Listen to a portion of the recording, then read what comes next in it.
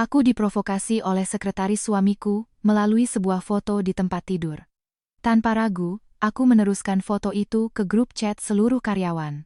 Dalam sekejap, aku menyingkirkan suamiku tanpa memberinya sepeser pun. Dalam foto itu, suamiku tertidur pulas.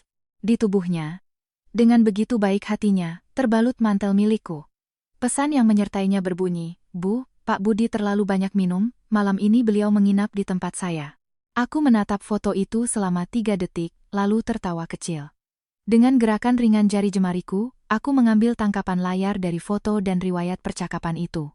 Lalu, aku mengirimkannya serentak ke grup chat internal perusahaan yang beranggotakan hampir 1.000 karyawan. "Selamat ya, Mbak Yuli, atas perebutan suaminya. Akhirnya naik pangkat juga menjadi istri direktur utama." Pesan terkirim, lalu ponselku matikan. Rangkaian tindakan itu kuselesaikan tanpa jeda. 2 hari kemudian, saat kunyalakan kembali ponselku, layarnya nyaris beku karena ratusan notifikasi panggilan tak terjawab. Sebuah foto masuk dari Yuli, sekretaris suamiku, Budi Prasetyo. Layar ponsel menyala terang, sebuah notifikasi muncul. Dalam foto itu, suamiku, Budi Prasetyo, terlelap dalam tidur yang nyenyak, profil wajahnya tenggelam di bantal hotel yang putih bersih. Pencahayaan yang remang-remang dan muram, menerangi separuh wajahnya. Di tubuhnya, tergeletak mantel wol abu-abu yang tadi pagi kuserahkan padanya. Di bawah foto itu, ada sebaris kalimat. "Bu, Pak Budi terlalu banyak minum, malam ini beliau menginap di tempat saya." Aku menatap tajam mantel itu. Mantel yang kupakaikan padanya sebelum dia berangkat pagi tadi. Di kerahnya, samar-samar masih tersisa bekas lipstikku saat aku memberinya ciuman perpisahan. Aku tidak membalas. Aku mengetuk layar, mengambil 2 tangkapan layar. Foto dan riwayat percakapan. Aku membuka grup chat perusahaan yang diikuti oleh hampir 1.000 karyawan. Aku memilih 2 gambar yang baru saja kuambil. Lalu, aku mengetik di kolom input. "Selamat ya, Mbak Yuli, atas perebutan suaminya. Akhirnya naik pangkat juga menjadi istri direktur utama." Aku menekan tombol kirim. Bilah progres berwarna hijau memanjang hingga ke ujung kanan. Aku mematikan ponselku. Dunia kembali sunyi. Dari balik jendela ruang keluarga yang menjulang tinggi, pemandangan malam kota metropolitan terhampar seperti lautan yang hening. Aku berjalan ke lemari pendingin anggur dan menuangkan whisky ke dalam gelas. Es batu membentur dinding kaca, menimbulkan suara denting yang nyaring. Hari ini adalah hari jadi pernikahan kami yang kelima. Di atas meja, tergeletak kue pesanan khusus yang baru saja kuambil sore tadi. Desainnya berupa sepasang angsa hitam yang indah. Budi menelepon siang tadi, mengatakan ada jamuan bisnis penting yang tidak bisa ia tolak. "Aku akan pulang terlambat, tapi kita lanjutkan perayaannya nanti, ya," katanya. Ternyata, inilah yang dia sebut jamuan bisnis. Inilah kelanjutan dari perayaan kami. Aku berjalan mendekati kue dengan gelas di tangan. Angsa hitam itu mengangkat lehernya dengan angkuh, menunjukkan postur yang anggun. Aku mengulurkan jari dan menekannya pelan. Angsa itu hancur, roboh ke dalam krim lembut dan lehernya patah. Sayang sekali. Wanani Furna. Menenggah habis isi gelasku, cairan keras itu membakar tenggorokanku, luar biasa. Hubungan yang dimulai sejak masa kuliah, yang berlanjut selama 8 tahun dari nol hingga perusahaan kami berhasil melantai di bursa saham. Sepertinya, sudah tiba waktunya untuk mengakhirinya. Aku masuk ke walk-in closet dan menyeret keluar koper terbesar. Aku mulai mengemasi barang-barangku. Semua milikku akan kubawa. Semua miliknya, tak akan kusisakan satupun. Baju pasangan yang kami beli bersama, perhiasan mahal pemberiannya, barang-barang kenangan yang penuh dengan masa lalu kami. Satu persatu kuambil dan tanpa ampun kulemparkan ke dalam kantong sampah. Seolah-olah aku sedang melakukan proses detoksifikasi total dari seorang pria. Selama proses itu, hatiku luar biasa tenang. Tak ada air mata, tak ada ledakan amarah. Bagaikan seorang ahli bedah yang kompeten, dengan ketenangan ekstrem aku melakukan operasi pada diriku sendiri, memotong jaringan yang telah membusuk. Sakit, tapi harus dilakukan. 2 jam kemudian, koper itu penuh sesak. Di sampingnya, 3 kantong sampah besar menumpuk. Perusahaan jasa pindahan 24 jam yang telah kupesan tiba tepat pukul 3 pagi. Para pekerja dengan diam namun efisien mengangkut barang-barangku ke dalam truk. Aku memandang rumah yang kubangun dengan sepenuh hati ini untuk terakhir kalinya. Di dinding, masih tergantung foto pernikahan kami. Aku dalam foto itu tersenyum penuh kebahagiaan. Budi dalam foto itu menatapku dengan tatapan yang begitu lembut. Aku mendekat dan melepaskan foto itu dari dinding. Lalu, aku melepaskannya dari tanganku. Prang! Suara keras bergema. Bingkai kaca itu pecah berkeping-keping di lantai. Ayo berangkat, kataku pada para pekerja. Truk meninggalkan apartemen dan bergabung dengan arus lalu lintas kota sebelum fajar. Aku tidak menoleh ke belakang sekalipun. Tempat tinggalku yang baru adalah sebuah unit apartemen yang telah kubeli diam-diam beberapa bulan lalu. Selama ini aku membiarkannya kosong. Aku selalu berkata pada diri sendiri, seorang wanita harus selalu punya jalan keluar untuk berjaga-jaga. Sekarang, aku sadar keputusan itu sangat tepat. Saat selesai memindahkan barang, langit timur mulai memerah. Aku mandi air hangat, mengenakan piyama bersih, dan berbaring di tempat tidur yang asing. Kantuk tak kunjung datang. Aku mulai menata ulang semua kejadian di kepala dengan tenang. Yuli, sekretaris Budi, sudah bekerja selama 1,5 tahun. Cantik, pintar, lulusan universitas ternama, dan sangat kompeten. Itulah reputasinya di kantor. Setiap kali aku datang ke kantor membawakan sesuatu untuk Budi, dia selalu menyambutku dengan senyum dan memanggilku dengan suara manis, "Ibu, terima kasih sudah datang." Dia mengingat seleraku dengan detail, bahkan menyiapkan teh favoritku sebelum aku tiba. Dan dengan gerak-gerik santai, ia selalu memamerkan betapa cocoknya dia dengan Budi dalam urusan pekerjaan. Contohnya, hanya dengan sedikit gerakan mata dari Budi, ia sudah tahu dokumen mana yang harus diserahkan. Sebelum Budi selesai berbicara, ia sudah bisa melengkapinya dengan sempurna. Dia bahkan pernah berkata padaku dengan nada bercanda, "Bu, kadang saya berpikir, jangan-jangan saya lebih mengerti Pak Budi daripada Ibu." Saat itu aku hanya tertawa dan mengabaikannya. Kupikir, partner kerja yang andal bagi seorang pria dan belahan jiwa dalam kehidupan pribadi adalah dua jalur yang berbeda. Tidak akan saling berbenturan. Sekarang aku sadar, aku terlalu naif. Atau lebih tepatnya, terlalu percaya diri. Karena kepercayaan diri itu, aku mengabaikan banyak pertanda aneh. Misalnya, Budi yang pulang semakin malam. Misalnya, aroma parfum yang bukan milikku yang terkadang tercium dari tubuhnya. Misalnya, dia yang tanpa sadar, mulai sering membantah pendapatku dengan nada seperti Yuli. "Citra, pemikiranmu itu terlalu idealis. Rencana Yuli lebih realistis." Yuli bilang, "Proyek ini risikonya terlalu tinggi, lebih baik kita tunggu dan lihat dulu." Yuli. Frekuensi namanya disebut semakin hari semakin meningkat. Namun, aku hanya menganggapnya sebagai interaksi kerja biasa. Sampai foto itu, bagai pisau tajam, merobek kedamaian palsu ini. Saat kupejamkan mata, gambar itu kembali muncul di benakku. Wajah Budi yang tertidur, mantelku, dan pesan provokatif Yuli.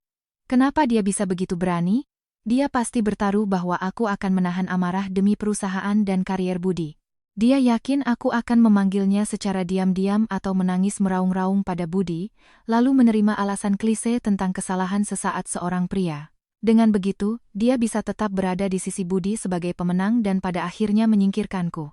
Sayangnya, perhitungannya salah. Aku, Citra Wijaya, tidak berniat menerima kesepakatan seperti itu. Jika kau menantangku bertarung, akan kusiapkan panggung termegah untukmu, biar hampir 1.000 orang di perusahaan menjadi saksi cinta terlarang kalian. Aku tidak tahu kapan aku akhirnya tertidur. Yang kuingat hanyalah, itu adalah tidur terlelap dan terberatku dalam 2 tahun terakhir. Bahkan tanpa mimpi. 2 hari kemudian, aku tidur sampai terbangun dengan sendirinya. Sinar matahari menyelinap masuk melalui celah tirai, menciptakan bayangan belang-belang di lantai parket. Ruangan ini asing, tetapi udaranya dipenuhi aroma parfum yang biasa kugunakan. Aku bangkit dan meraih ponsel di samping bantal. Sudah 2 hari aku mematikannya, saatnya memeriksa sejauh mana badai itu telah menyebar. Aku mengambil napas dalam-dalam dan menekan lama tombol daya. Ponsel bergetar singkat dan layarnya menyala. Setelah animasi startup yang familiar, sinyal langsung penuh. Detik berikutnya, ponselku mulai menggila. BRRR. Getaran hebat terus-menerus, seolah akan melompat dari tanganku. Layar dipenuhi notifikasi panggilan tak terjawab, SMS, WhatsApp, dan berbagai aplikasi lain yang menyerbu serentak seperti air bah dari bendungan yang jebol. Ratusan notifikasi panggilan, pesan yang belum dibaca tak terhitung jumlahnya, dan batch notifikasi WhatsApp langsung mencapai 999+. Ponselku mulai panas dan layarnya menjadi lambat karena memproses begitu banyak data sekaligus. Aku memeriksa riwayat panggilan. Di paling atas, tertera nama Budi dengan 199 plus panggilan tak terjawab. Di bawahnya, berderet nama-nama direksi perusahaan, teman-temanku, dan nomor-nomor tak dikenal. Aku mengalihkan ponsel ke mode senyap dan melemparkannya ke tempat tidur. Aku pergi ke dapur dan membuat sarapan sederhana. Telur mata sapi, roti panggang, dan segelas susu hangat. Aku makan dengan sangat perlahan dan teratur. Seolah-olah badai sedahsyat apapun yang mengamuk di luar sana, sama sekali tidak ada hubungannya denganku. Setelah sarapan dan mencuci piring, barulah aku mengambil kembali ponsel yang masih terasa hangat itu. Aku tidak membaca satu pun pesan dari Budi. Sebaliknya, aku membuka grup WhatsApp seluruh karyawan perusahaan. 2 hari adalah waktu yang cukup untuk membuat sebuah isu menjadi matang. Grup chat itu benar-benar terbakar. Pesan ucapan selamatku berfungsi seperti bom laut dalam. Tepat setelah aku mengirimnya, terjadi keheningan yang mencekam selama beberapa menit. Yang pertama bergerak adalah Kepala Departemen HRD. Dia mengirim satu stiker terkejut, lalu segera menghapusnya. Itu menjadi pemicu, dan bisikan-bisikan yang tak terhitung jumlahnya mulai membanjiri lini masa. Ini apa? Maksudnya gimana? Akun Bu Citra diretas kali? Yang di foto itu kan Pak Budi? Wah gila, informasinya kebanyakan. Otak gue nggak nyampe. Sekretaris Yuli, ini sih udah kelewatan batas. Setelah guncangan awal mereda, opini publik dengan cepat terpecah. Ada yang memilih diam dan mengamati, ada yang di belakang layar menyebarkan gosip dengan senang hati, dan ada yang sudah mulai membentuk kubu. Seorang karyawati yang biasanya akrab dengan Yuli tak tahan dan menulis komentar pembelaan. Teman-teman, jangan berspekulasi sembarangan. Mbak Yuli tidak mungkin melakukan hal seperti itu. Pasti ada kesalahpahaman. Segera, orang lain ikut menimpali. Betul. Semua orang tahu hubungan Pak Budi dan Bu Citra sangat baik, tidak mungkinlah. Mungkin ini cuma bercandaan Bu Citra saja. Namun, pembelaan yang naif itu segera dimentahkan oleh kesaksian-kesaksian yang lebih konkret. Bercanda. Mana mungkin bercanda dengan konten seperti ini? Matamu buta ya? Nggak lihat pesan dari Yuli? Malam ini menginap di tempat saya loh. Mana bisa mengelak dari ini? Gue dari dulu udah curiga sama si Yuli. Dandanannya menor setiap hari, kayaknya nggak niat kerja. Iya, kan? Waktu perayaan proyek kemarin juga, dia sok-sokan minum alkohol gantiin Pak Dirut, ujung-ujungnya mabuk berat dan minta diantar pulang sama Pak Dirut pakai mobilnya. Ketika seseorang jatuh, semua orang tanpa ampun akan melemparinya batu. Citra baik yang susah payah dibangun Yuli hancur berkeping-keping dalam sekejap. Dan salah satu pihak yang terlibat, Yuli sendiri, akhirnya muncul sekitar 30 menit setelah unggahanku. Dia mengunggah teks panjang di grup chat. Tulisannya sangat menyedihkan, seolah-olah dia adalah korban yang menangis terseduh-seduh. Rekan-rekan sekalian, saya mohon maaf sebesar-besarnya. Saya telah mengotori forum bersama ini, dengan masalah pribadi saya. Tadi malam, Pak Direktur dipaksa minum banyak alkohol oleh pihak klien dalam sebuah jamuan makan malam demi memenangkan kontrak proyek penting, hingga akhirnya beliau tidak bisa berdiri sendiri. Sebagai sekretaris beliau, saya memiliki tanggung jawab dan kewajiban untuk memastikan keselamatannya. Oleh karena itu, dengan terpaksa saya membawanya ke hotel terdekat untuk beristirahat. Pak Direktur mabuk berat dan pakaiannya sedikit kotor, jadi saya melepaskan jasnya dan menyelimutinya dengan mantel yang ada di mobil saya. Mantel itu adalah milik Bu Citra yang pernah tertinggal di kantor, dan tindakan saya murni karena khawatir Pak Direktur akan masuk angin. Setelah membaringkan Pak Direktur di tempat tidur, saya segera meninggalkan tempat itu. Saya sudah mencoba menelepon ke rumah, tetapi tidak ada yang menjawab. Karena panik, saya teringat nomor WhatsApp Bu Citra dan berniat memberitahunya. Memang benar kata-kata saya kurang pantas dan menimbulkan kesalahpahaman, tetapi sama sekali tidak ada niat seperti yang rekan-rekan bayangkan. Saya tidak tahu mengapa Bu Citra mengunggah hal seperti itu, dan sekarang saya gemetar ketakutan. Antara saya dan Pak Direktur tidak ada apa-apa selain hubungan atasan dan bawahan yang profesional. Tolong jangan salah paham lagi. Bu Citra, jika Ibu melihat pesan ini, tolong muncul dan berikan penjelasan. Nama baik saya sebagai seorang wanita telah benar-benar hancur. Bagaimana saya harus hidup setelah ini? Diakhir, dia memention akunku. Dasar aktris kelas kakap, pahlawan wanita yang tragis. Pernyataan publik ini diperhitungkan dengan sangat baik. Dia memposisikan dirinya sebagai korban yang setia pada pekerjaan namun difitnah secara tidak adil, dan semua kesalahan dilimpahkan padaku. Karena aku salah paham dan membuat keributan, nama baik seorang wanita telah direnggut. Setelah pernyataan ini muncul, suasana di dalam chat kembali berubah secara subtil. Beberapa orang yang tidak tahu kebenarannya mulai angkat bicara dengan lagak pahlawan keadilan. Oh, jadi begitu ceritanya. Ternyata memang salah paham. Bu Citra kali ini agak terlalu emosional ya. Menyebarkannya di grup umum tanpa konfirmasi, dampaknya terlalu besar bagi Mbak Yuli. Betul. Dia kan masih muda, bagaimana nanti dia harus berhadapan dengan semua orang di kantor? Kasihan sekali Mbak Yuli. Semangat ya. Aku menatap layar sambil menyunggingkan senyum. Senyum dingin merayap di bibirku. Mau main perang opini publik, ya? Yuli, kau terlalu meremehkanku. Saat itu, panggilan baru muncul di layar. Nama yang tertera di layar membuat mataku membeku dalam sekejap, bukan Budi. Dari ibu mertuaku. Aku membiarkan ponsel terus berdering, dan baru pada beberapa detik terakhir sebelum panggilan terputus otomatis, aku menggeser tombol jawab. Halo. Suaraku tanpa emosi. Detik berikutnya, dari seberang telepon, terdengar raungan murka ibu mertuaku yang melengking. Citra. Akhirnya kamu angkat juga. Kamu sudah gila? Hah? Apa yang ada di pikiranmu? Apa kamu mau menghancurkan Budi? Suara ibu mertuaku serak dan pecah karena amarah yang ekstrem. Dari latar belakang, terdengar suara gaduh sesuatu yang dibanting keras ke lantai. Aku sedikit menjauhkan ponsel dari telingaku dan menjawab dengan nada datar. Ibu, saya tidak mengerti apa yang ibu bicarakan. Masih pura-pura tidak tahu? Karena ulahmu, sekarang seluruh karyawan sudah tahu. Apa kamu tidak memikirkan reputasi Budi, dan bagaimana nasib harga saham perusahaan? Dasar perempuan jahat. Aku mendengarkan dalam diam. Tidak menyela sedikit pun. Setelah kulihat ia mulai kehabisan napas dan terengah-engah, aku pun angkat bicara dengan suara tenang. Bu, bukankah seharusnya kata-kata itu ibu tujukan pada putra kebanggaan ibu sendiri? Tentang apa yang telah ia perbuat. Apa yang Budi lakukan. Wajar saja seorang pria menjamu klien di luar dan minum terlalu banyak. Gadis bernama Yuli itu sudah berbaik hati menolongnya. Bukannya berterima kasih, kamu malah membalasnya dengan racun. Di mana sopan santunmu?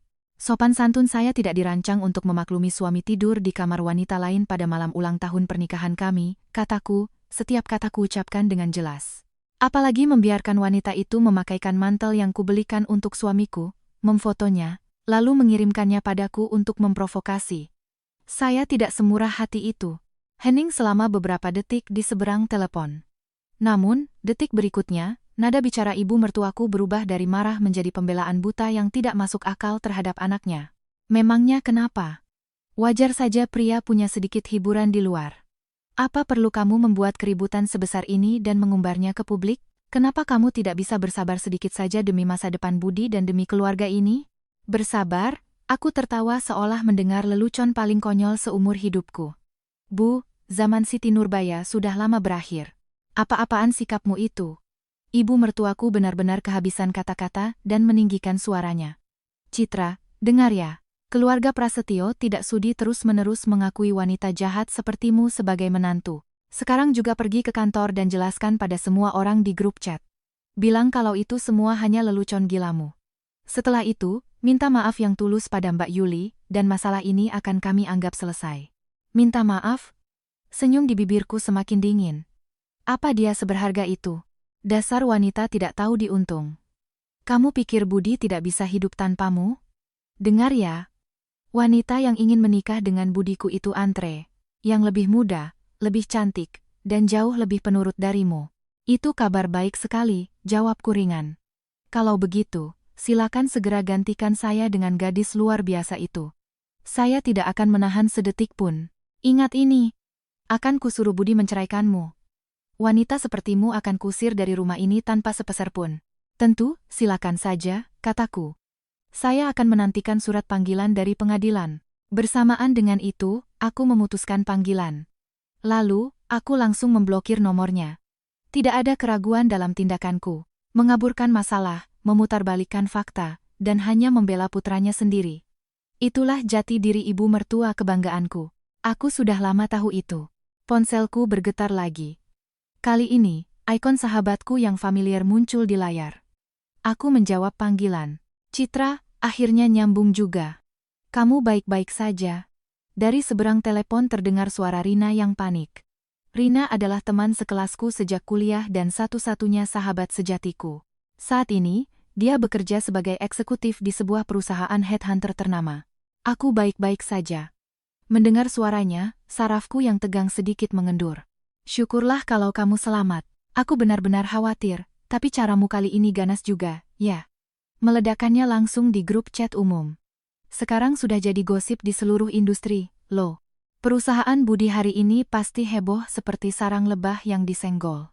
Nada suara Rina mengandung kegembiraan yang tak bisa disembunyikan dan sedikit rasa puas.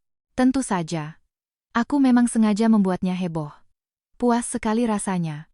Rina mendukung tindakanku sepenuhnya. Untuk pria brengsek dan kucing garong seperti itu, tidak perlu ada ampun sama sekali. Tapi, rencanamu selanjutnya apa? Kudengar sekretaris bernama Yuli itu lumayan licik. Sekarang dia keliling kantor sambil menangis, bilang kalau dia korban dan kamu salah paham.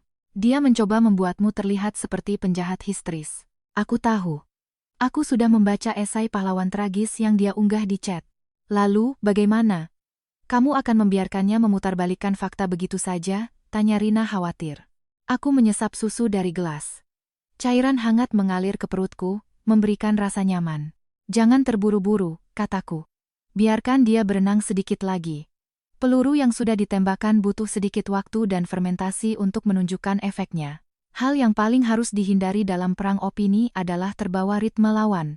Jika Yuli ingin berperan sebagai korban untuk mendapatkan simpati, biarkan saja dia berakting sepuasnya. Semakin dia berusaha keras berakting dan meneteskan air mata, semakin dahsyat dampaknya saat kebenaran terungkap. Yang kuinginkan bukan kemenangan debat sesaat. Aku ingin memaku salib aib yang takkan pernah bisa terhapus seumur hidupnya. Agar dia tidak akan pernah bisa bangkit lagi.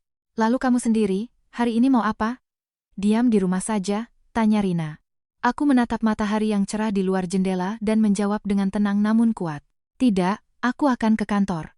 Aku harus mengambil kembali apa yang menjadi milikku. Sekalian, aku harus menyapa kedua pemeran utama itu. Bagus. Suara Rina terdengar bersemangat. Perlu kutemani? Aku akan jadi pendukungmu. Hari ini jadwalku kebetulan kosong, jadi aku bisa bergerak kapan saja. Niat baikmu sudah cukup, aku menolak tawarannya. Ini medan perangku.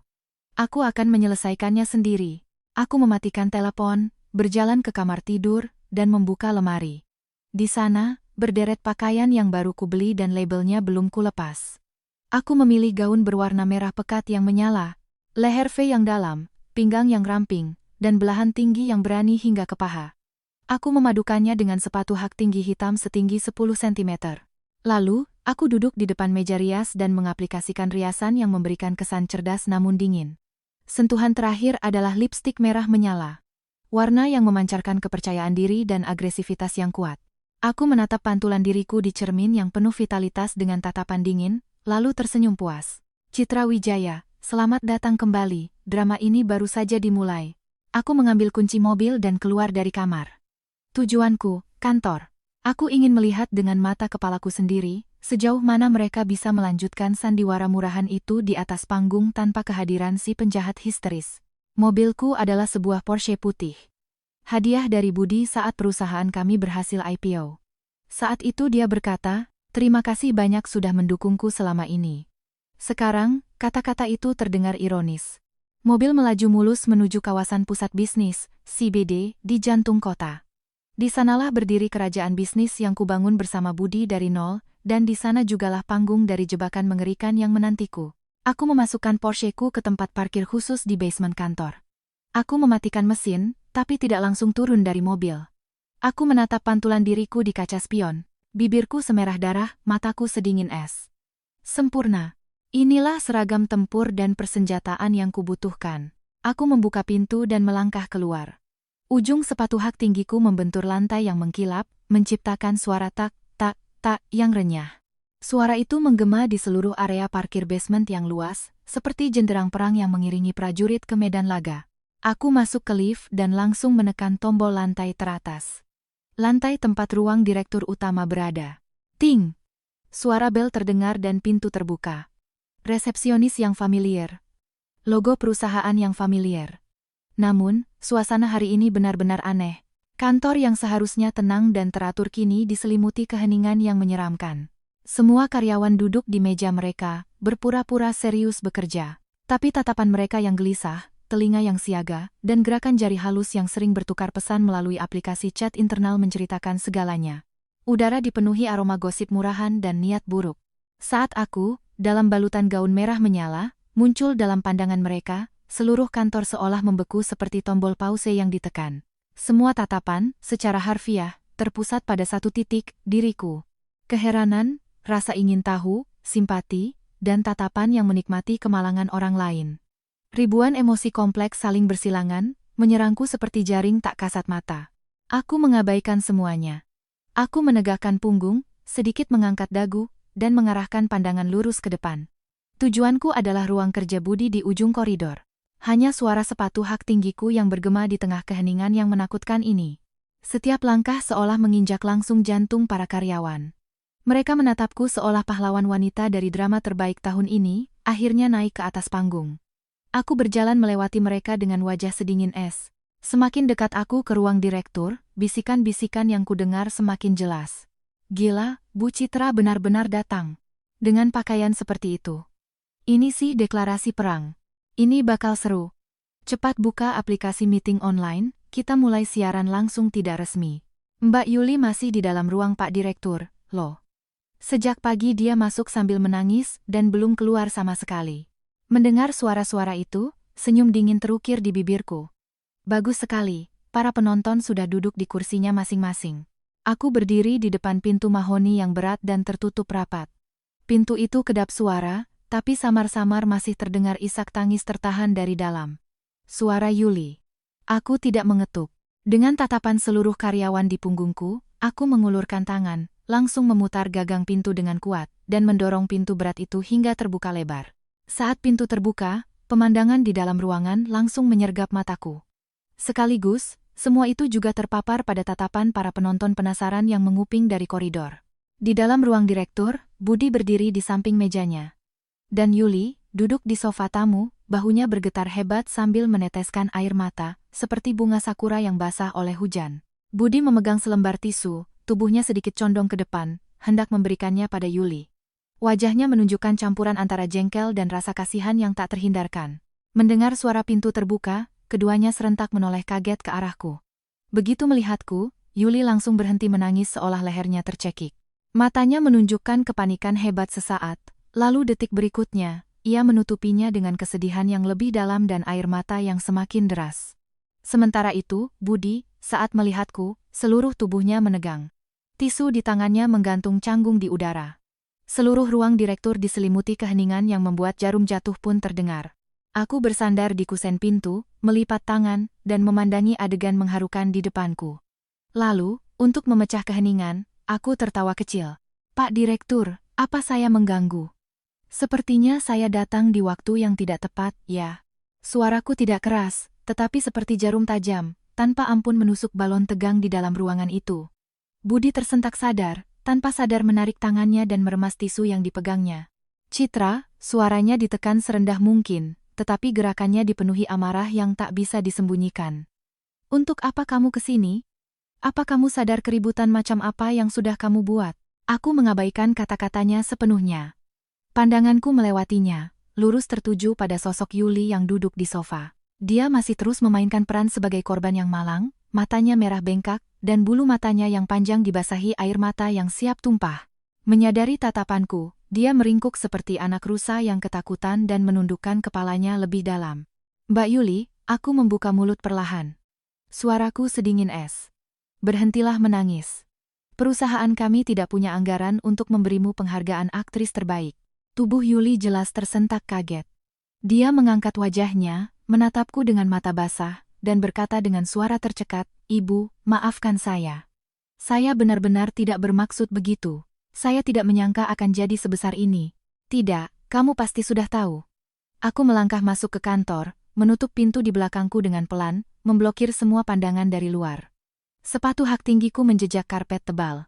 Tidak ada suara, tetapi langkah itu membawa tekanan yang menyesakkan. Aku berjalan ke hadapannya dan berkata dengan dingin sambil menatapnya dari atas, setiap huruf yang kamu ketik, setiap foto yang kamu kirim, kamu tahu persis apa akibatnya. Yang kamu inginkan adalah situasi seperti ini, kan? Bukan. Dia menggelengkan kepalanya dengan panik, air mata sebesar mutiara jatuh membasahi pipinya. Saya hanya ingin menghubungi ibu, karena saya khawatir dengan keadaan Pak Direktur. Oh, begitu? Aku mencibir, mengeluarkan ponsel dari tasku, menampilkan foto itu, dan menunjukkannya tepat di depan matanya. Memakaikan mantel yang kubelikan untuknya, memilih sudut foto yang begitu intim, dan bahkan menambahkan kalimat malam ini menginap di tempat saya. Mbak Yuli, apa ini yang di dunia ini disebut menghubungi? Suaraku tenang, tetapi setiap katanya seperti paku kecil yang menghantam jantung Yuli dengan akurat. Wajahnya seketika pucat pasi. Dia mungkin tidak menyangka aku akan membongkar rencananya begitu blak-blakan di depan Budi. Waktu itu saya tidak berpikir sejauh itu. Dia masih mencoba memberikan alasan yang menyedihkan. Cukup. Bentakan itu bergema. Itu suara Budi. Dia menghampiriku dalam beberapa langkah dan mencengkeram pergelangan tanganku dengan kasar. Matanya merah menyala. Citra, sudah cukup. Ini kantor. Memangnya kenapa? Aku balas menatapnya tajam. Pergelangan tanganku yang dicengkeram terasa nyeri. Memangnya kenapa kalau ini kantor? Apa ruang direkturmu ini sudah berubah menjadi panggung untuk sandiwara menjijikkan seperti ini? Sandiwara. Masalahnya tidak seperti yang kamu pikirkan. Dia membela diri dengan ekspresi panik. Aku dijebak. Malam itu aku dipaksa minum sampai batas kemampuanku, setelah itu aku tidak ingat apa-apa. Tidak ingat apa-apa? Aku mengulangi kata-kata itu. Seolah-olah sedang mencicipi kebohongan paling konyol di dunia. Iya. Saat aku bangun, aku sendirian di kamar hotel. Aku langsung menghubungi resepsionis untuk memeriksa rekaman CCTV, tapi mereka bilang kamera di lantai kamarku rusak sejak hari sebelumnya. Ini sudah cukup membuktikan, kan? Seseorang di belakang layar sedang mencoba menjatuhkanku. Emosi Budi meluap-luap. Dia berusaha keras meyakinkanku untuk percaya pada ceritanya. Aku menatap wajahnya yang panik, menatap pembuluh darah yang tak terhitung jumlahnya di matanya. Jika ini adalah diriku yang dulu, hatiku mungkin akan goyah, dan aku mungkin akan percaya pada kata-katanya. Tapi bagi diriku yang sekarang, semua itu hanya terlihat konyol. Kamera rusak? Apa kamu sedang menulis naskah sinetron kelas 3? Kamu pikir aku akan percaya alasan basi seperti itu? Itu benar, Citra. Kenapa kamu tidak bisa percaya padaku? Dia hampir berteriak. Bagaimana aku bisa percaya? Aku menyentakkan tanganku dengan dingin dan menunjuk Yuli yang meringkuk di sofa. Percaya bahwa sekretarismu dengan baik hati membawamu ke hotel di tengah malam? Percaya bahwa dia dengan baik hati memakaikan mantelku padamu? Atau percaya bahwa dia dengan baik hati mengirimkan foto itu padaku? Itu. Budi kehabisan kata-kata. Alasan apapun darinya menjadi sangat lemah di hadapan bukti tak terbantahkan berupa foto yang dikirim Yuli. Dia mengerti bahwa tindakan Yuli itulah yang menjadi pukulan fatal dalam kasus ini, yang tidak bisa dibela. Dia berbalik cepat ke arah Yuli dan melampiaskan amarahnya. Kenapa kamu melakukan hal bodoh seperti itu? Yuli benar-benar ketakutan oleh bentakannya, tubuhnya gemetar hebat dan dia menangis semakin kencang. Pak Direktur. Saya hanya panik. Saya tidak bisa menghubungi ibu dan takut ibu khawatir. Saya hanya ingin memberitahu kalau Bapak baik-baik saja. Sungguh. Dia menangis sambil mengucapkan kata-kata yang tidak jelas, berusaha membela diri dan dengan briliannya memposisikan dirinya sebagai pihak ketiga yang berniat baik. Sungguh teknik tingkat tinggi. Tepat saat amarah Budi mulai terkikis oleh air matanya, aku kembali berkata dengan dingin. Berhentilah berakting. Suaraku rendah, tetapi udara di ruang direktur seketika membeku hingga titik nol absolut. Yuli, aku hanya akan bertanya satu hal. Kenapa mantelku itu ada di dalam mobilmu? Tangisan Yuli kembali tercekat di tenggorokan. Budi juga menatapku dengan bingung. Aku menatap Yuli tajam. Tatapanku seperti sinar X, berusaha menembus semua kepalsuannya. Aku ingat dengan jelas. Mantel itu kupakai hari Jumat minggu lalu saat aku datang ke kantor untuk makan siang dengan Budi. Setelah itu, aku langsung membawanya pulang dan menggantungnya di lemari kami. Kenapa mantel itu bisa pindah ke mobilmu? Pertanyaan ini, seperti pisau bedah yang presisi, menusuk tepat di fondasi inti dari domino kebohongan yang dibangun Yuli. Dia hanya bisa membuka mulutnya tanpa bisa mengucapkan sepatah kata pun. Butiran keringat dingin mulai muncul di dahinya. Budi akhirnya menyadari gawatnya situasi, menatap Yuli dengan tajam, matanya dipenuhi kecurigaan dan amarah yang kuat. Yuli, jawab. Ruang direktur diselimuti keheningan yang mencekam. Hanya suara napas Yuli yang semakin terengah-engah yang terdengar mengerikan. Tepat di saat kritis itu, mata Yuli memutar ke atas, dan seolah seluruh kekuatannya hilang, tubuhnya langsung ambruk ke sofa. Dia pingsan di waktu yang sangat tepat. Benar-benar trik yang hebat. Aku hampir ingin bertepuk tangan sambil menatap Yuli yang tergeletak lemas di sofa. Waktunya sempurna. Tepat beberapa detik sebelum kebohongannya terbongkar sepenuhnya, dia memainkan kartu pingsan, memaksa pertandingan dihentikan. Dan reaksi Budi pun tidak meleset dari dugaanku. Dia secara naluriah melangkah maju untuk menolongnya. Jangan bergerak. Satu kalimat dinginku menghentikan gerakannya. Dia membeku di tempat, menoleh ke belakang. Matanya menunjukkan campuran kompleks antara amarah dan kebingungan. Dia pingsan. Oh, ya. Aku berjalan ke sisi sofa, membungkuk, dan mengamati dengan saksama wajah Yuli yang pucat pasi dan matanya yang terpejam rapat. Lalu, aku mengulurkan tangan. Bukan untuk memeriksa nadinya atau memberinya minyak angin.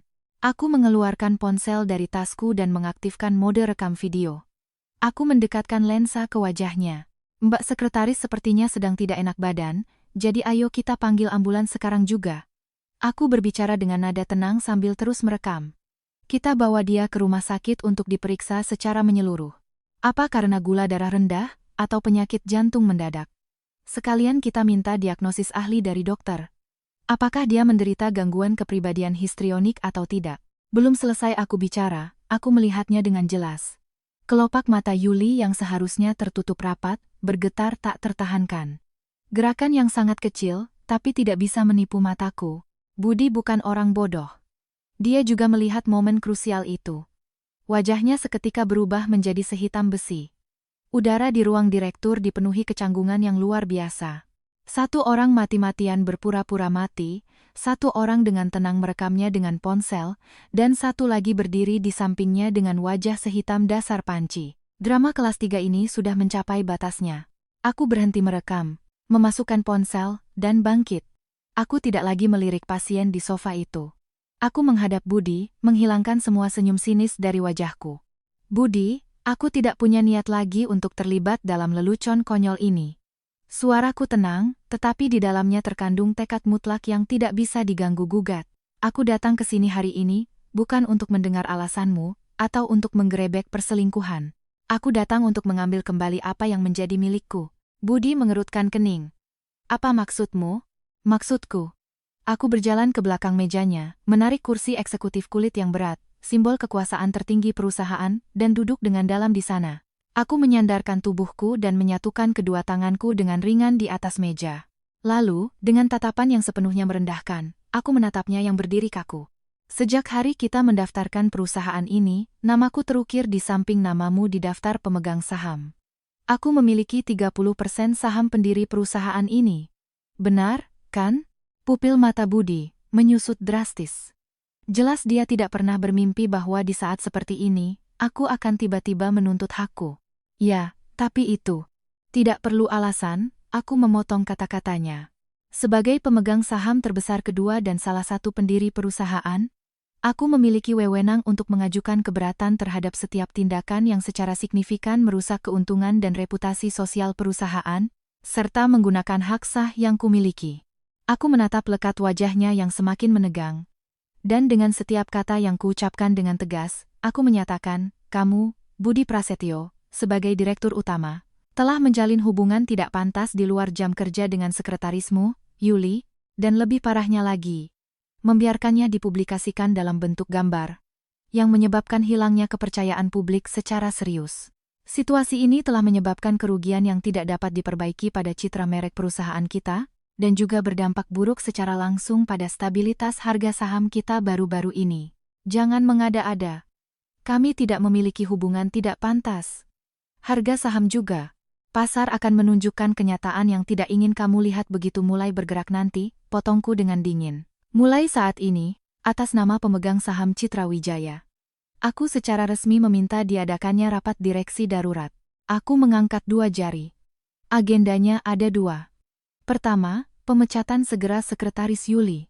Alasannya, pelanggaran etika kerja yang serius dan perusakan citra perusahaan yang signifikan. Kedua, penangguhan sementara jabatanmu, Budi Prasetyo, sebagai Direktur Utama, serta pelaksanaan investigasi internal oleh Dewan Direksi. Selama masa penangguhanmu, aku akan bertindak sebagai CEO sementara dan mengawasi semua operasional manajemen perusahaan. Kamu sudah gila.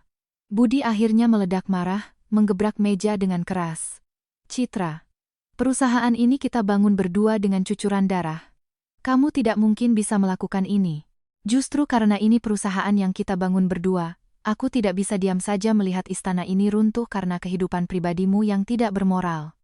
Suaraku lebih dingin dan lebih keras dari bentakannya. Kamu salah kaprah. Ini bukan pertengkaran suami istri. Ini adalah keputusan bisnis yang sangat rasional. Aku bangkit dari kursi, berjalan mendekat padanya, dan menatap matanya lurus-lurus. Aku beri kamu waktu 1 jam. Hubungi semua direksi dan atur rapat darurat secara online. 1 jam lagi, aku akan menunggu laporan pertanggungjawabanmu di ruang rapat.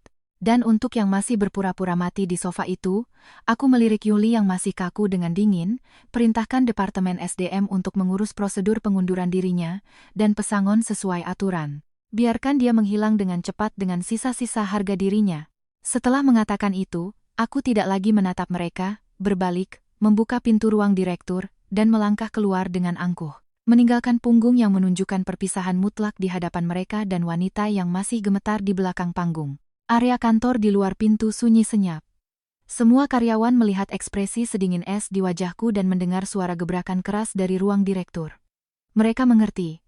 Badai ini bukannya berakhir. Perang yang sesungguhnya baru saja dimulai. Setelah keluar dari ruang direktur, aku tidak kembali ke ruang kerjaku yang sudah lama tidak terpakai. Aku langsung menuju ruang rapat Dewan Direksi terbesar. Aku mendorong pintu dan memberi instruksi kepada kepala bagian umum yang mengikutiku dengan cemas. Hubungi Departemen IT. 1 jam lagi akan ada rapat direksi darurat online di sini. Minta mereka siapkan peralatannya secepat mungkin. Lalu aku menambahkan. Bawakan aku secangkir kopi hitam, tanpa gula, tanpa susu. Baik, Bu Citra. Kepala bagian umum itu menjawab secara refleks, lalu langsung tersentak. Sudah sangat lama dia tidak memanggilku seperti itu. Setelah perusahaan IPO dan manajemen stabil, aku mundur selangkah dan hanya memegang posisi sebagai pemegang saham, melepaskan diri dari urusan manajemen sehari-hari. Karena itu, orang-orang di kantor biasa memanggilku Ibu Citra atau hanya Ibu dengan akrab. Tapi Bu Citra adalah panggilan yang digunakan oleh para karyawan veteran yang pernah berjuang bersamaku dan Budi di masa-masa awal. Panggilan itu mengandung kepercayaan mutlak dan otoritas yang tak tergoyahkan dari rekan seperjuangan. Kepala bagian umum itu segera sadar dan menunduk dalam-dalam. Siap laksanakan, Bu Direktur. Akan segera saya siapkan. Aku masuk ke ruang rapat.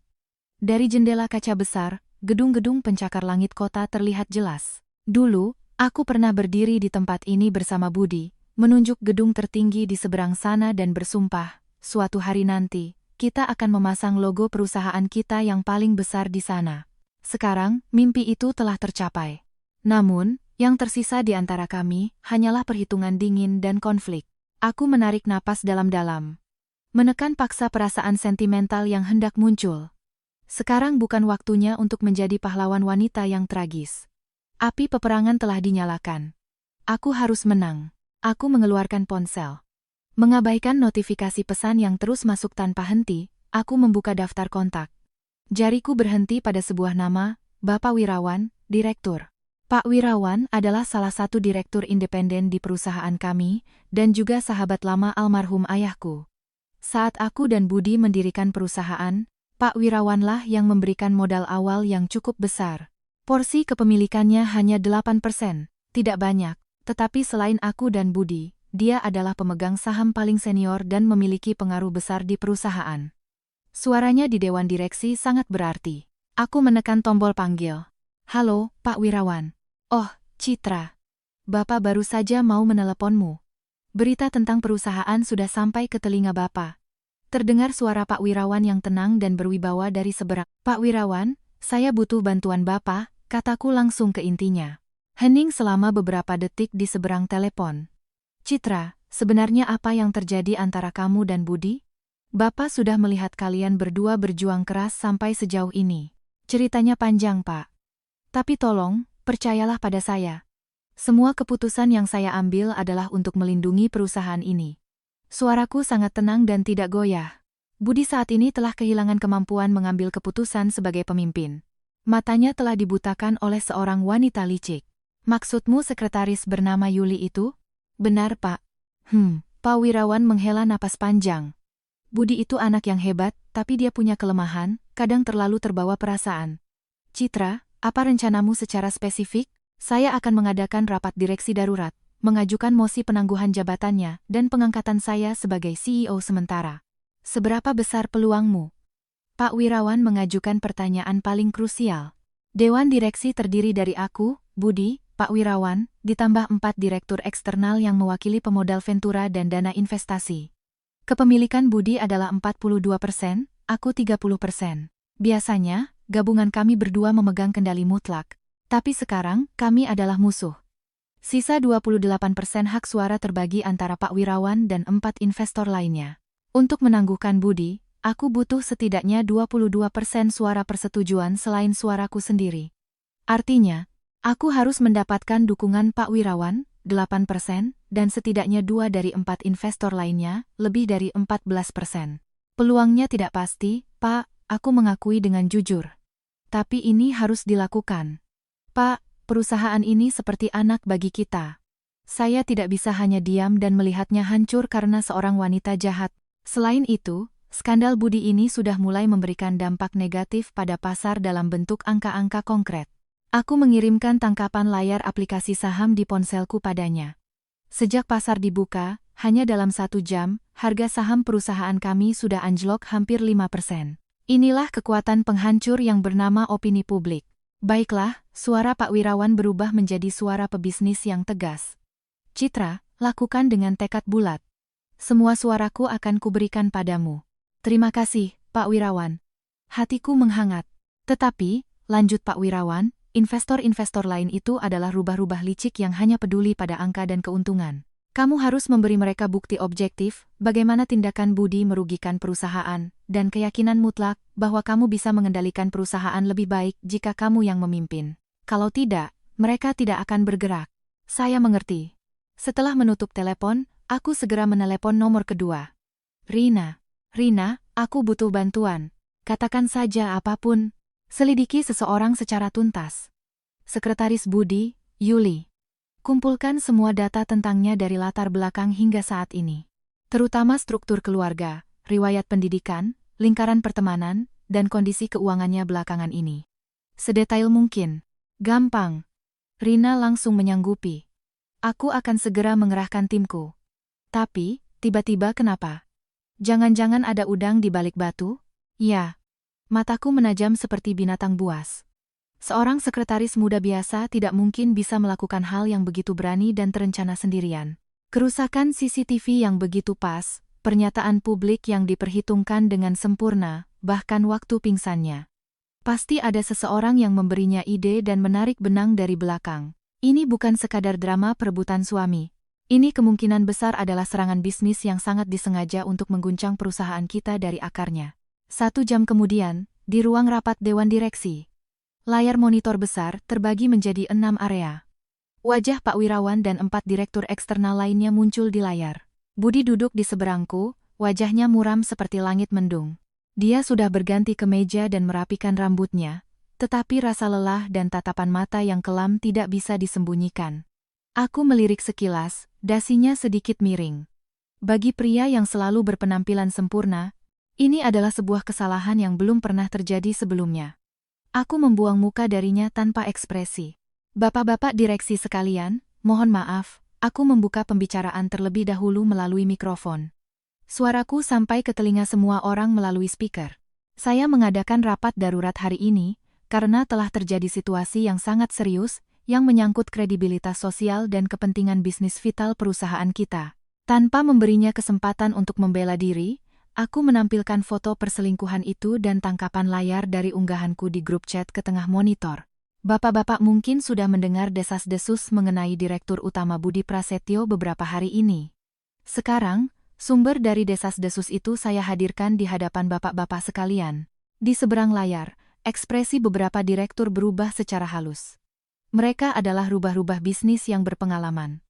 Skandal pria wanita semacam ini sudah sering mereka lihat.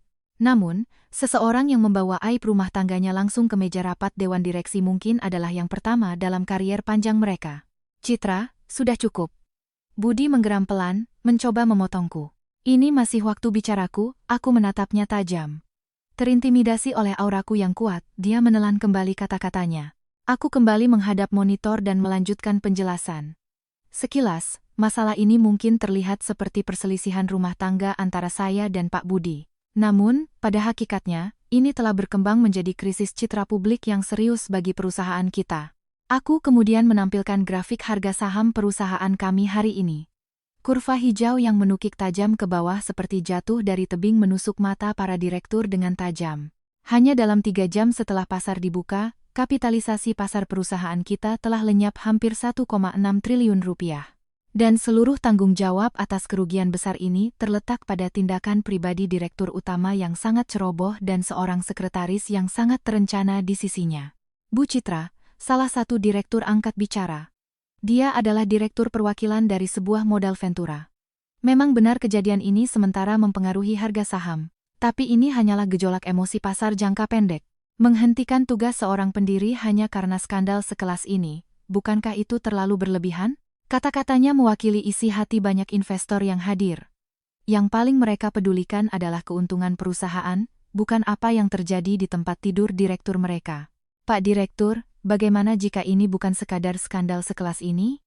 Aku menatap matanya lurus. Bagaimana jika sekretaris bernama Yuli itu adalah mata-mata industri yang dikirim oleh perusahaan pesaing kita? Seketika, udara di ruang rapat membeku. Bahkan Budi pun mengangkat wajahnya dengan cepat, menatapku dengan mata tak percaya. Apa yang kamu katakan? Omong kosong atau tidak, bukti ini yang akan membuktikannya. Aku mengirim pesan singkat ke Rina.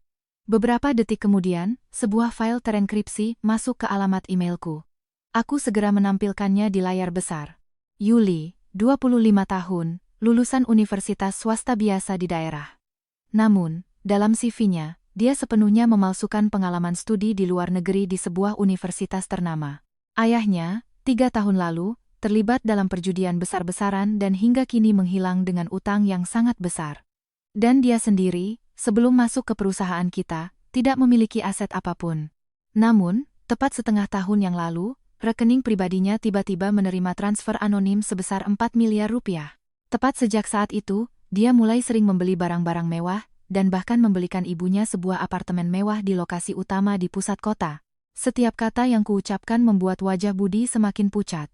Bukti transfer yang jelas, rincian penggunaan kartu kredit, salinan kontrak properti yang ditampilkan di monitor adalah bukti-bukti tak terbantahkan. Seorang sekretaris dengan gaji hanya 40 juta sebulan, bagaimana bisa mendapatkan uang sebanyak itu? Tanyaku pelan sambil menatap para direktur. Ruang rapat hening senyap. Sekarang, mari saya tunjukkan satu dokumen lagi. Tampilan layar berganti, menunjukkan logo sebuah perusahaan. Frontier IT. Pesaing terbesar kita yang paling sengit memperebutkan pangsa pasar. Setelah melacak orang anonim yang mentransfer uang ke rekening Yuli, kami menemukan bahwa sumber dana tersebut mengarah langsung ke seorang eksekutif di Frontier IT. Dan yang lebih menarik lagi, Yuli pernah magang selama setengah tahun di Frontier IT tepat sebelum bergabung dengan perusahaan kita. Namun, riwayat itu telah dihapus sepenuhnya dari CV-nya. Nah, para direktur sekalian, apakah kalian masih berpikir ini hanyalah pertengkaran biasa antara suami dan istri? Tidak ada yang menjawab. Semua terdiam oleh rentetan bukti-bukti di balik layar yang begitu mentah. Tubuh Budi mulai gemetar samar. Dia menatap materi di layar, lalu menatapku, matanya dipenuhi syok, amarah, dan penderitaan yang tak tertahankan. Dia tidak tahu apa-apa dari awal hingga akhir. Wanita yang dia bela mati-matian, bawahan yang murni dan polos itu, ternyata adalah ular berbisa yang mengasah taringnya tepat di sisinya. Atas dasar alasan-alasan di atas, aku memasuki bagian akhir. Saya mengusulkan untuk segera menangguhkan jabatan Budi Prasetyo sebagai Direktur Utama, membentuk komite investigasi khusus untuk memeriksa secara menyeluruh manajemen kerahasiaan semua proyek kita selama 6 bulan terakhir, dan menghitung skala kerugian akibat kebocoran informasi. Aku tidak setuju. Tiba-tiba suara keras bergema di ruang rapat. Itu Budi. Dia berdiri, menatapku tajam dengan mata merah menyala. Citra, anggaplah Yuli memang bermasalah, itu adalah kelalaian pengawasanku. Aku akan menanggung semua tanggung jawabnya. Tapi aku tidak akan pernah membiarkanmu merebut perusahaan kita dariku dengan cara kotor seperti ini. Perusahaanmu? Aku tertawa. Tawa yang sekeras es. Budi, apa kamu lupa? Perusahaan ini juga perusahaanku. Kalau begitu, saya minta pemungutan suara dari Dewan Direksi. Aku mengabaikannya sepenuhnya dan beralih ke layar monitor. Bagi yang setuju dengan penangguhan jabatan Direktur Utama Budi Prasetyo dan pengangkatan saya sebagai CEO sementara, mohon angkat tangan. Aku mengangkat tangan kananku dengan mantap, lebih cepat dari siapapun. Sesaat kemudian, di layar Pak Wirawan, sebuah tangan tua namun kokoh terangkat pelan. Disusul oleh tangan direktur lain yang mewakili dana investasi. Dia jelas ketakutan oleh kerugian 1,6 triliun rupiah dan kata-kata mata-mata industri. 3 suara. Kurang 1 suara lagi. 2 direktur yang tersisa masih belum mengangkat tangan. Mereka saling bertatapan di seberang layar. Mati-matian menimbang untung rugi. Tepat di tengah ketegangan yang menyesakan itu, ponsel di saku Budi berdering dengan sangat keras. Dia melirik layar sejenak, wajahnya langsung berubah, dan dia segera menekan tombol tolak. Tetapi penelepon tidak menyerah, dering kedua langsung menyusul. Di bawah tatapan dingin semua orang, dia akhirnya tidak tahan dan berteriak ke telepon dengan suara yang menahan amarah hingga batasnya, "Sudah kubilang aku sedang rapat." "Ada apa?" Sesuatu dikatakan dari seberang telepon.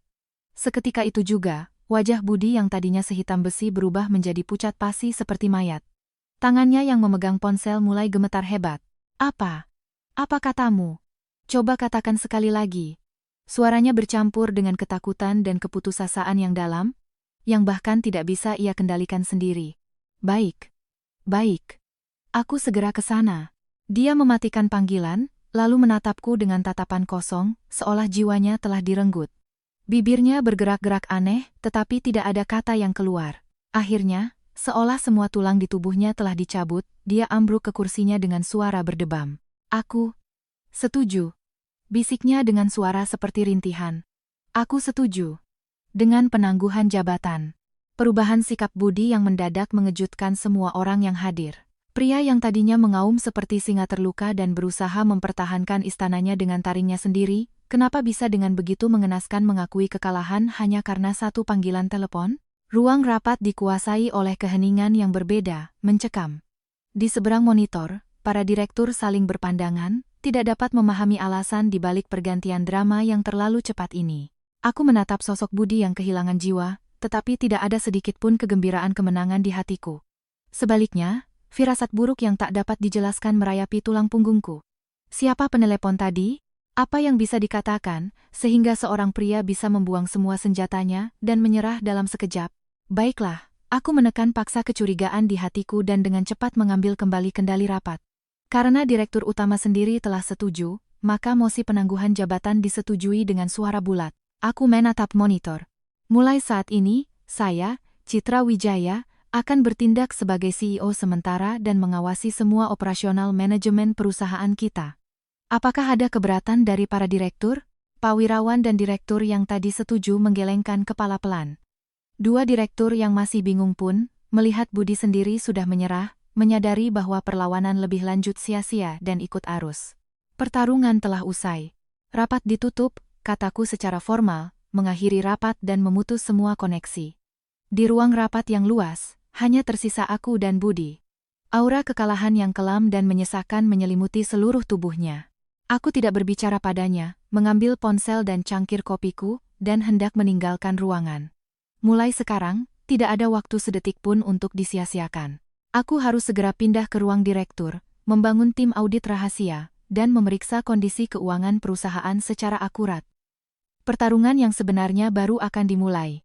Tepat saat aku berjalan ke pintu dan tanganku menyentuh gagang pintu baja yang dingin, suara seraknya yang kosong terdengar dari belakang. "Citra." Aku berhenti melangkah. Tapi aku tidak menoleh. "Ibuku." "Kecelakaan."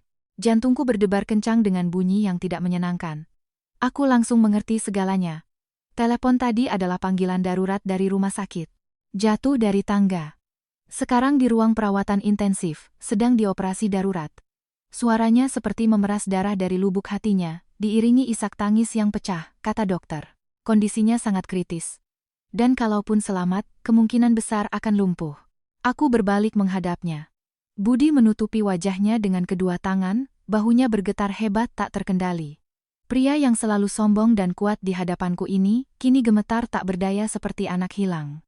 Sesuatu di kepalaku seolah meledak. Ibu mertuaku memang seringkali pedas dan tidak masuk akal padaku, tetapi bagi Budi, dia adalah satu-satunya ibu. Kenapa dia bisa jatuh dari tangga? Apakah itu kecelakaan biasa? Atau sebuah hipotesis yang mengerikan melintas di benakku. Aku segera teringat panggilan telepon histerisnya pagi tadi dan suara pecahan barang di latar belakang.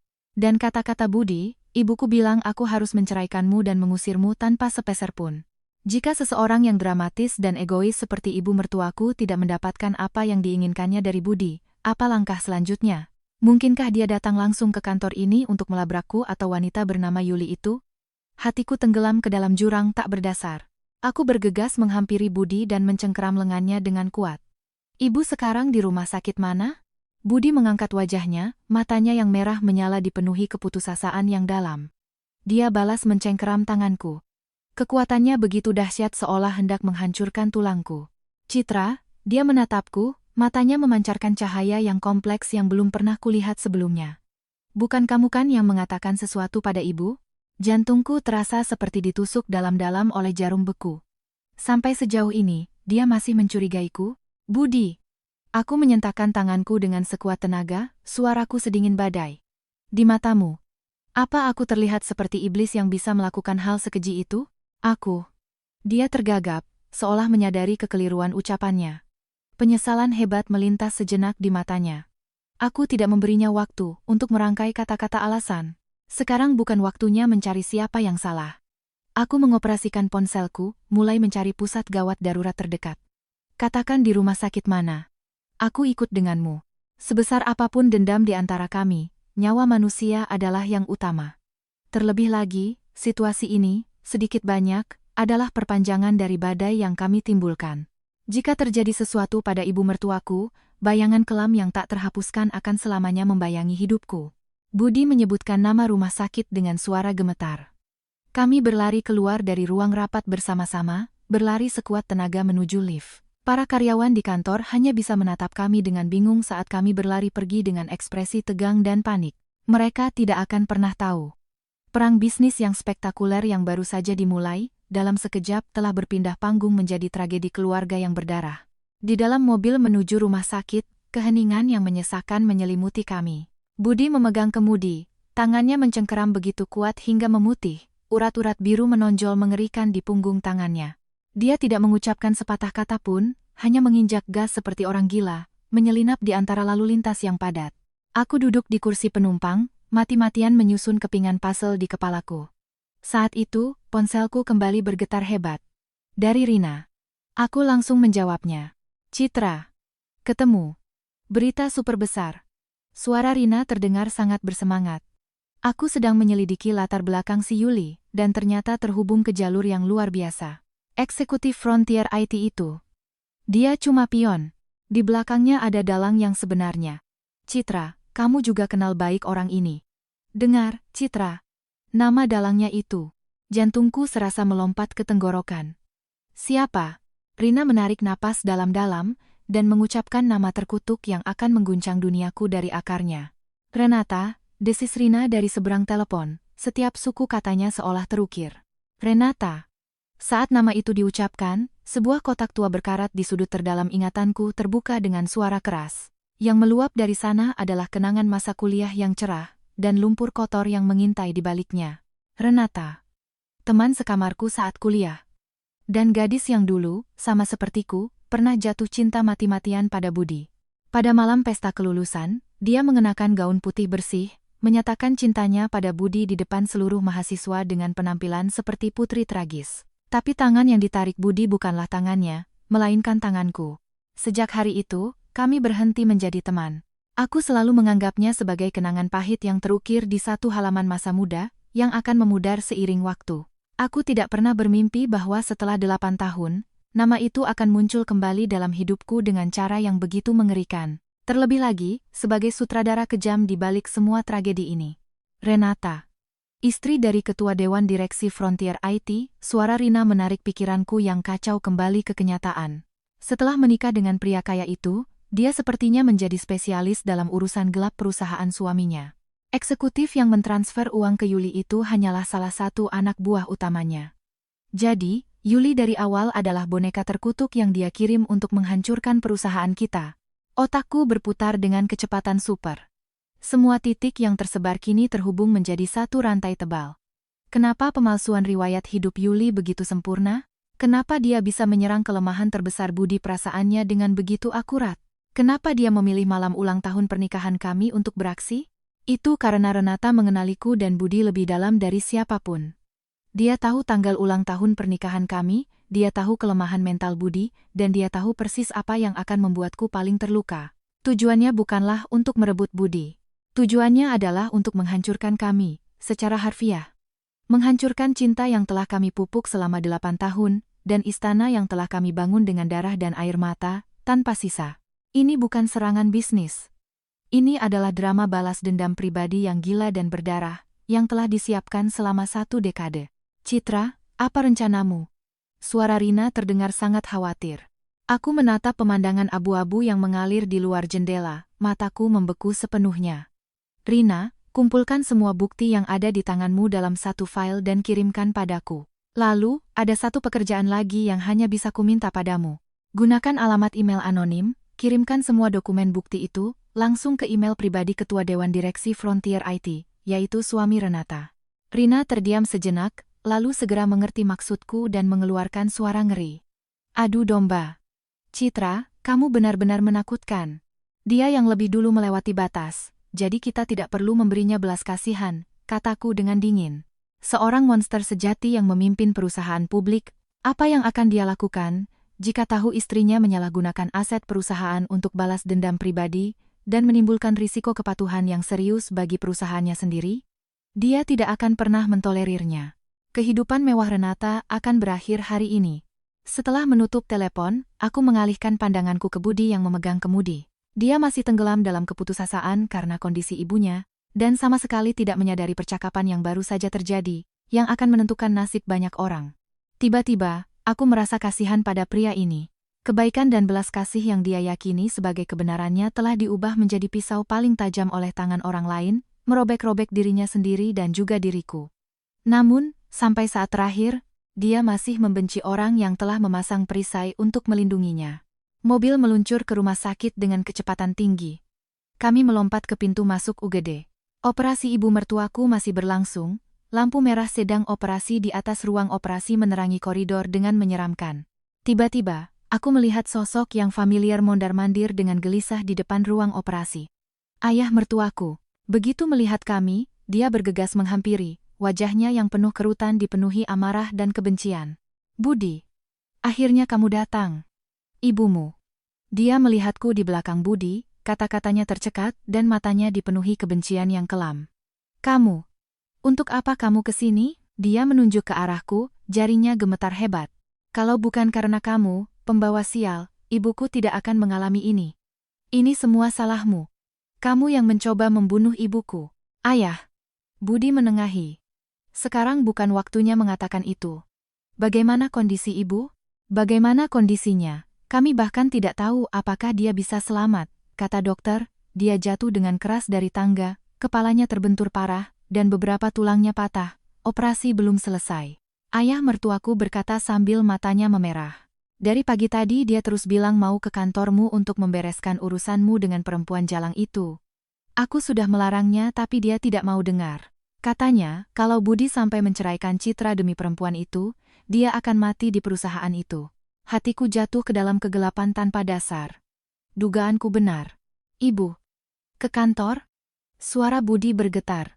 Ya. Dan tidak sampai 1 jam, polisi menelepon. Katanya ibumu ditemukan tergeletak berlumuran darah di tangga darurat basement perusahaan kalian. Tangga darurat basement?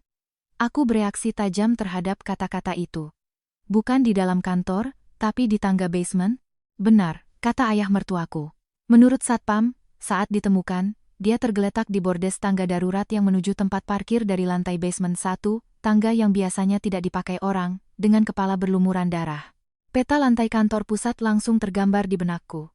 Area itu memang letaknya sangat tersembunyi. Biasanya hanya petugas kebersihan atau satpam yang berpatroli yang lewat sana. Dan yang paling penting, tempat itu adalah salah satu dari sedikit titik buta CCTV di perusahaan. Kenapa ibu mertuaku ada di sana? Jika dia datang untuk melabrak Yuli, seharusnya dia langsung menuju ruang direktur di lantai atas. Kalaupun dihentikan di resepsionis, keributan seharusnya terjadi di lobi lantai 1 atau di area lift. Kenapa dia sengaja pergi ke tangga darurat yang remang-remang di basement, dan terpeleset lalu jatuh di sana? Semuanya terlalu tidak wajar. Terlalu tidak wajar, seolah-olah seperti skenario yang dirancang dengan sempurna oleh seseorang. Satu kesimpulan mengerikan menghantam sel-sel otakku. Yuli, pasti Yuli. Aku segera mengeluarkan ponsel dan mengirim pesan ke kepala SDM. Segera cocokkan waktu keluar kantor Yuli hari ini dengan catatan keluar masuk kendaraan di parkir basement. Tepat setelah aku mengirim pesan, pintu ruang operasi yang berat terbuka pelan. Seorang dokter dengan pakaian operasi hijau keluar, wajahnya menunjukkan kelelahan yang mendalam. Keluarga Nyonya Prasetyo? Kami, Dok. Budi dan ayah mertuaku bergegas menghampiri dokter. Operasi berjalan lancar, nyawanya berhasil diselamatkan. Mendengar satu kalimat itu, keduanya ambruk lega. Namun, dokter itu melanjutkan dengan kata-kata yang ragu dan tatapan yang sangat simpatik. Pasien mengalami benturan yang sangat keras di kepala, dan meskipun operasinya berhasil, kemungkinan besar akan ada kerusakan serius pada fungsi otaknya. Dan yang terpenting, kerusakan pada tulang belakangnya sangat parah. Dokter itu mengambil napas sejenak, lalu menyatakan fakta yang kejam. Dengan sangat berat hati saya sampaikan, pasien mengalami kelumpuhan dari pinggang ke bawah, dan tidak akan pernah bisa berdiri atau berjalan lagi dengan kakinya sendiri. Dua kata, lumpuh total. Bagaikan bola besi raksasa, menghancurkan mental Budi dan ayah mertuanya hingga tak bersisa. Ayah mertuaku hampir ambruk berlutut sambil bersandar di dinding, sementara wajah Budi benar-benar kehilangan semua warnanya. Dia menatap dokter dengan pandangan kosong, bibirnya bergetar hebat, tetapi bahkan kekuatan untuk berteriak pun seolah sudah tidak ada lagi. Kenyataan yang terlalu kejam, telah menghancurkan harga dirinya sepenuhnya. Aku berdiri di belakang mereka, menatap pemandangan tragis itu dengan dingin. Tidak ada rasa kasihan di hatiku, tetapi juga tidak ada kegembiraan kemenangan. Aku hanya merasa bahwa takdir terkadang melakukan perhitungan yang sangat akurat. Selama ini, ibu mertuaku selalu menggunakan kemalangan sebagai dalih untuk mengendalikan mental Budi, dan terus-menerus mengintervensi kehidupan kami. Dan sekarang, dengan cara yang paling tragis, dia telah mengabadikan kendali itu. Dia telah menjadi kutukan yang harus dipikul Budi seumur hidupnya, sebuah beban yang tidak akan pernah bisa dilepaskan. Saat itu, ponselku bergetar pelan. Laporan darurat dari Kepala SDM. Bu Direktur, sudah terkonfirmasi.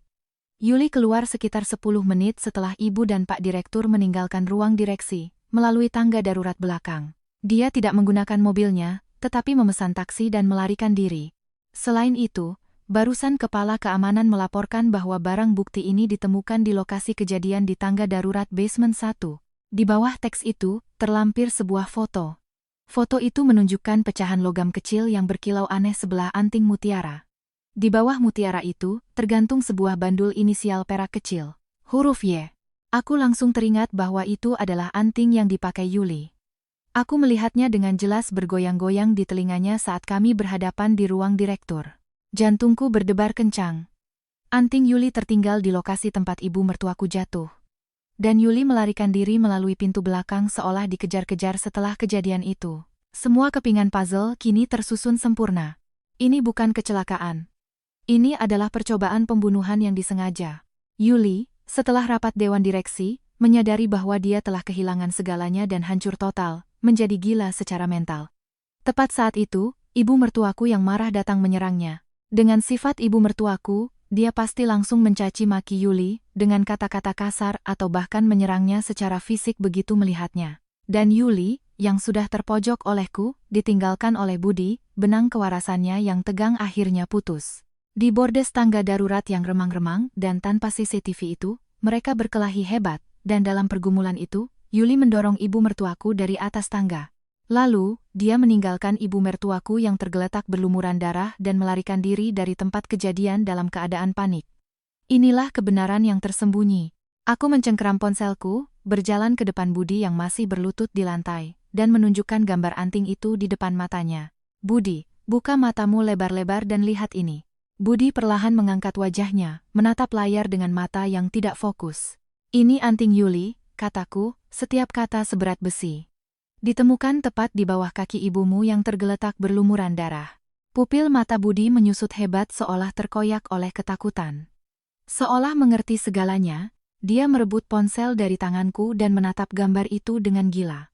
Nah, Pak Direktur, apa sekarang Anda masih akan bersikeras bahwa dia adalah korban yang lugu dan polos yang saya fitnah? Dia tidak hanya mencoba merebut aset dan posisimu, dia bahkan mencoba merebut nyawa ibumu dengan tangannya sendiri. Tidak mungkin. Tidak mungkin. Budi menggelengkan kepalanya dengan keras, terus bergumam menolak kenyataan. Tidak mungkin? Aku mencibir, menggeser layar ponsel di tangannya, dan melemparkan semua dokumen rahasia tentang Renata dan Frontier IT yang baru saja dikirim Rina ke wajahnya. Kalau begitu lihat ini juga, buka mata busukmu itu dan hadapi kenyataan. Wanita yang selama ini, kamu lindungi mati-matian itu, dari awal hanyalah pion rendahan yang dikirim oleh teman sekuliahanmu, Renata, untuk memusnahkanmu, perusahaan kita, dari muka bumi ini. Jebakan yang kamu yakini, tragedi kebetulan, semuanya adalah skenario balas dendam yang telah mereka tulis dengan cermat sejak 10 tahun yang lalu. Dan kamu, Budi Prasetyo, hanyalah badut paling bodoh dan paling menyedihkan yang menari dalam skenario itu. Bukti-bukti tak terbantahkan satu persatu menghancurkan pandangannya. Laporan transfer bank, bukti pemalsuan riwayat pendidikan, aset tersembunyi Renata, hubungan gelap dengan Frontier IT, setiap detail itu, seperti besi panas membara, tanpa ampun membakar kewarasannya, yang sudah diambang kehancuran. Dia menatap materi-materi itu, wajahnya berubah drastis, dan akhirnya, getaran hebat seperti kejang-kejang mengguncang seluruh tubuhnya. Ta. Geraman seperti bercampur darah keluar dari tenggorokannya. Kebencian yang teramat sangat, yang setinggi langit, terpancar dari matanya.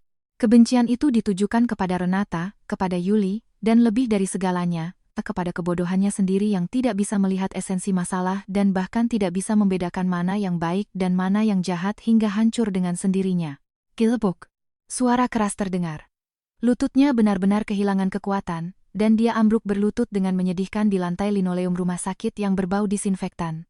Dia tidak menangis, tapi aku melihat dengan jelas. Dari matanya yang merah menyala, 2 baris air mata panas yang keruh mengalir di pipinya. Pria yang telah menjalani separuh hidupnya dengan sombong sebagai pemenang, kini, pada saat ini, hancur total. Aku berdiri selangkah di depannya, menatapnya dengan dingin. Budi, terakhir, ada satu hal yang ingin kusampaikan padamu. Perusahaan ini adalah istanaku, yang kubangun dengan darahku sendiri. Aku tidak akan pernah melepaskannya. Dan mengenai hubungan pernikahan kita, aku mengeluarkan selembar dokumen yang sudah kusiapkan dari dalam tas dan melemparkannya dengan dingin ke pangkuannya. Di atas kertas putih dengan tulisan hitam, judulnya bersinar dengan sangat kejam. Surat gugatan cerai. Mengenai harta Gonogini, aku melepaskan semua hakku, kataku dengan tenang namun dengan keputusan mutlak sambil menatapnya yang hancur. Aku hanya akan mengambil perusahaan. Dan kebebasanku. Tanda tangani. Budi perlahan mengangkat kepalanya, menatapku dengan pandangan yang dipenuhi air mata dan keputusasaan. Dia menatapku, lalu menatap surat gugatan cerai yang jatuh di lantai, bibirnya bergetar hebat tetapi tak sepatah kata pun mampu ia ucapkan. Penyesalan, penderitaan, keputusasaan, dan permohonan, semua emosi negatif terukir di wajahnya yang dulu begitu tampan, kini layu tak berbentuk. Jika ini terjadi sehari sebelumnya, melihatnya seperti ini mungkin akan membuat hatiku sakit. Tapi sekarang, aku tidak merasakan apa-apa. Kaca yang bernama hati, sekali hancur berkeping-keping, tidak akan pernah bisa disambung kembali seperti semula. Citra, suaranya serak seperti mengunyah pasir gurun. Beri aku satu kesempatan lagi. Kesempatan? Aku tertawa. Tetapi tidak ada secercah cahaya pun di mataku. Aku sudah memberimu kesempatan yang tak terhitung jumlahnya. Saat aroma parfum yang bukan milikku tercium dari tubuhmu, saat kamu mulai menyanggahku dengan nada bicara Yuli, saat kamu dengan dingin membatalkan makan malam ulang tahun pernikahan kita, setiap saat itu, aku memberimu tiket untuk berhenti. Tapi kamulah yang merobeknya dan tidak pernah menoleh ke belakang. Budi, kita tidak bisa kembali ke masa itu lagi. Aku memberinya tatapan terakhir. Di mataku, tidak ada lagi sisa-sisa api cinta yang pernah berkobar untuknya, yang ada hanyalah ketidakpedulian terhadap kehampaan yang tak berujung. Rawatlah ibumu dengan segenap hatimu. Saat ini, dia membutuhkanmu, bukan aku. Setelah mengatakan itu, aku berbalik dan pergi tanpa berhenti lagi. Suara sepatu hak tinggiku yang teratur memukul lantai bergema dingin di koridor yang sunyi. Setiap langkah adalah ritual perpisahan total dengan masa laluku yang kelam. Aku tidak pernah menoleh ke belakang. Aku tahu. Budi masih berlutut di lantai yang dingin itu, hanya menatap punggungku yang menghilang di ujung koridor dalam keputusasaan. Begitu keluar dari rumah sakit, langit biru cerah terbentang tanpa awan. Aku menarik napas dalam-dalam, memenuhi paru-paruku dengan udara. Rasanya seperti batu raksasa yang selama 2 hari ini menekan dadaku akhirnya terangkat sepenuhnya. Udara ini terasa begitu jernih, rasa dari kebebasan. Aku masuk ke mobil dan menelepon Rina. Rina, semuanya sudah selesai. Bagaimana? Apa si brengsek itu sudah tanda tangan? Hanya masalah waktu, kataku. Bagaimana dengan Yuli? Beres. Baru saja dapat kabar dari polisi. Dia ditangkap tepat sebelum gerbang keberangkatan di Bandara Internasional. Hampir saja kabur ke luar negeri dengan paspor palsu. DNA dari anting di TKP juga sudah cocok, dia benar-benar terpojok. Dia tidak akan pernah bisa menghirup udara bebas lagi. Bagus sekali. Percobaan pembunuhan dengan pemberatan dan spionase industri berat. Dengan dakwaan sebanyak itu, sisa masa mudanya akan membusuk di balik jeruji besi. Lalu, bagaimana dengan Renata? Rina tertawa dengan sangat puas di seberang telepon. Yang itu juga sudah beres. Begitu melihat bukti yang dikirim, suaminya murka dan langsung mengadakan rapat direksi darurat semalaman. Semua jabatannya dicopot, aset pribadinya dibekukan, dan proses gugatan cerai sudah dimulai. Lebih dari itu, si ketua dewan direksi itu bahkan secara anonim melaporkan semua bukti kegiatan abu-abu yang dijalankan istrinya ke Divisi Kejahatan Ekonomi Kepolisian. Mungkin saat ini, para penyidik sudah menggeruduk rumahnya dengan surat perintah penggeledahan. Benar-benar karma instan, kataku. Orang jahat akan dimangsa oleh orang jahat yang lebih kuat. Aku sangat puas dengan akhir yang tak terhindarkan ini. Seminggu kemudian, aku menerima surat gugatan cerai dengan tanda tangan Budi yang sempurna. Dia tidak menuntut hak sepeser pun atas saham perusahaan, dan telah menyelesaikan prosedur pengalihan seluruhnya ke atasku tanpa imbalan. Sesuai kata-katanya, dia keluar dari hidupku tanpa membawa apapun. Dengan ini, aku, Citra Wijaya, secara sah dan resmi menjadi penguasa tunggal, pemegang saham utama dari kerajaan bisnis ini. Pada hari terakhir proses transfer saham, kami bertemu sekali di ruang tamu perusahaan untuk serah terima dokumen. Dia menjadi sangat kurus, pipinya tirus, dan aura pemimpin puncak yang cemerlang telah lenyap sepenuhnya, cahaya di matanya benar-benar padam. Perusahaan ini, kupercayakan sepenuhnya padamu, katanya tanpa daya. Ya, akan kubawa ke tempat yang lebih besar lagi di tanganku. Ibuku sudah sadar. Tapi dia kehilangan semua ingatan sebelum kecelakaan, katanya sambil tersenyum getir. Kata dokter, ini mungkin yang terbaik untuk kondisi mentalnya. Aku mengangguk dalam diam. Aku tidak berniat mengatakan apa-apa lagi. Citra, dia menatapku, dan bertanya dengan suara yang rapuh seolah menyentuh kaca, apa kita, setidaknya bisa kembali berteman? Aku menatap wajahnya yang layu untuk waktu yang lama dalam diam. Lalu, aku perlahan tapi tegas menggelengkan kepala. Pak Budi, saya harap Anda akan menemukan kedamaian dalam hidup Anda ke depan. Itulah kata-kata terakhir yang kutinggalkan dalam hidupnya. Bagi hubungan seperti kami, akhir yang paling indah dan paling benar adalah menjadi orang asing yang paling saling mengenal di dunia ini. Terima kasih telah mengikuti akhir dari cerita ini. Kisah ini membuat kita merenungkan secara mendalam tentang kerapuhan hubungan pernikahan sekaligus pentingnya melindungi diri sendiri. Percaya pada pasangan berbeda dengan menjadi buta. Terkadang, kebaikan dan pengampunan justru dapat mengundang bencana yang tidak dapat diperbaiki. Yang terpenting bukanlah terus bertahan dalam kepasrahan, tetapi memiliki kekuatan untuk tidak kehilangan diri sendiri saat menyadari ada sesuatu yang salah, dan dengan kuat mengambil kembali kemudi hidup ke tangan kita sendiri. Masa lalu yang menyakitkan memang tidak bisa diubah, tetapi bagaimana kita menjalani waktu di masa depan selalu bisa kita pilih sendiri.